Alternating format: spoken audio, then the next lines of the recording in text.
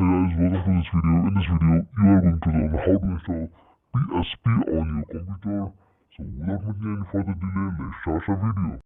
Just open your browser and go to php.net, and in the navbar you see a downloads option. Then go to Windows Downloads. Download, and I have 64-bit operating system, so I'm downloading this 64-bit recursive. And if you have slow internet connection, you can go to IDM and download slow. Okay, if you want to get the link, then go to your browser downloads, then copy the download address and paste it in there.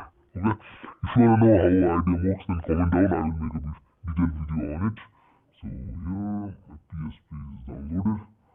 So I go to my downloads here, and I want to extract here in the C and create a new folder PHP. You can put it anywhere and just bring here. Just copy the path. Okay, and source system variables and environment variables, whatever you want, and this comes.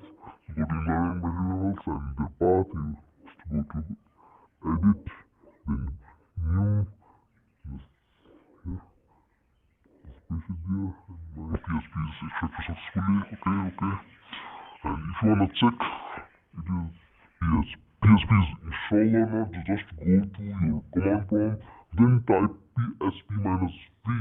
Congratulations, you have installed PHP successfully. Thanks for watching.